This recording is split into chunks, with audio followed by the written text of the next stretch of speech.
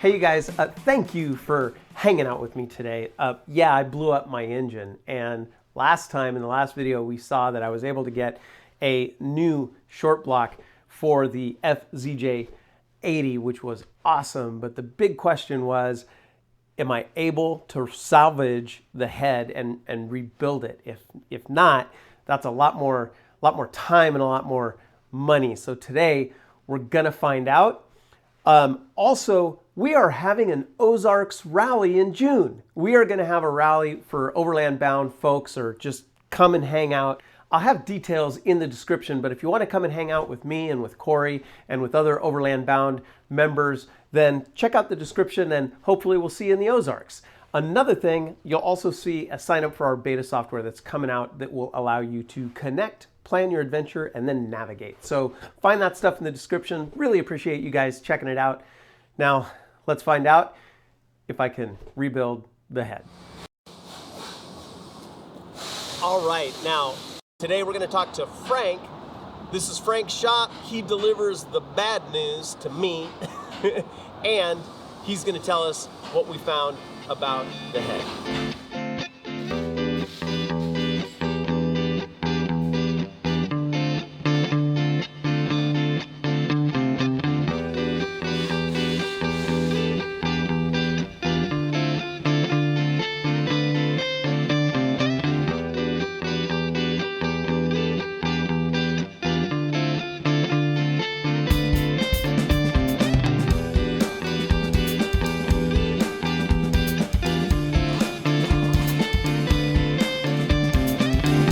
Going good.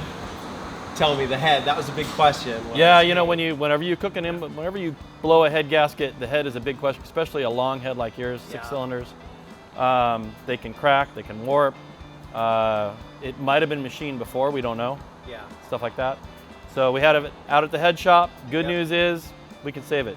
Awesome. So that saves us time and money. Now, well, plus you'd have to go find a head.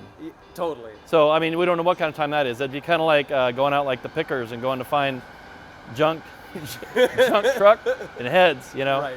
So that, I don't know what kind of process that might have been. Yeah. So it's really good that we can use a head. You guys have been taking care of the Overland Bound rig for many years. And last time I talked to Cam, he said, Mike, you got 240,000 miles out of this engine. The way you drive it, you're doing just fine. Yeah, right? you're climbing. He's like, you're all right. Yeah. The head rebuild, how was it done? Any specifics you can think of? So the first thing they do is they take the head and they put it in a hot tank and they get it cleaned up. So first they check all the valves, they check all the guides, and then they check the head for cracks and they pressure check the head. Yep. And then if it's good, then they have to resurface the head. And then after they surface it and measure everything up to find out what we're going to do with the head gasket and if it needs a head shim, which this one does need a head shim, just because we had to surface it so much. This one actually had a warpage to it, and the back 2 holes, it kind of went up and back down. So they had to get all that back flat again. Right. And then we did a 3-angle valve job, redid everything else on the head, put it back together.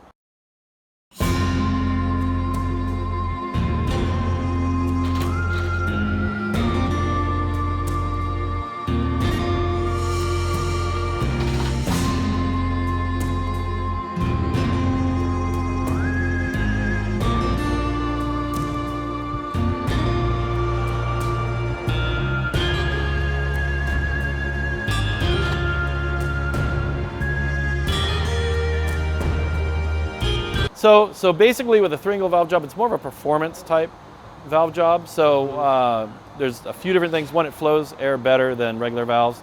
You have a more rounded surface on the valve itself. Yep. And then also the valve doesn't have a sharp edge that can burn. It's a high-end valve job at that point, you know. Why didn't you leave the shim off and just increase the compression ratio in the combustion chamber? Because then you wouldn't be able to find any gas unless you want to run race gas while you're driving around out in the middle of nowhere. Tell me about the process from here. Where do we go? So right now we have a bunch of parts. Yep. And I know you looked around the shop and your truck is literally strewn all over the shop. Right. And I know. A little over there.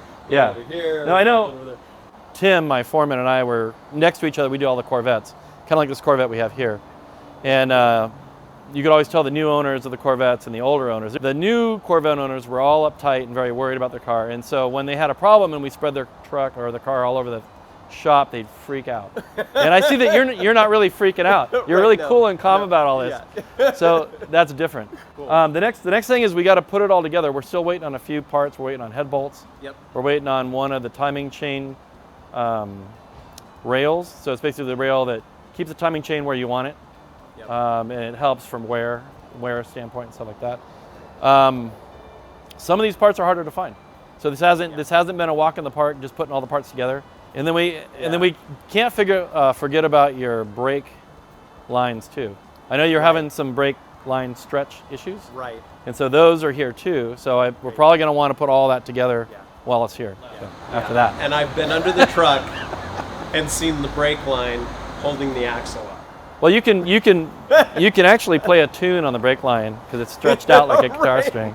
It's going really well. Good.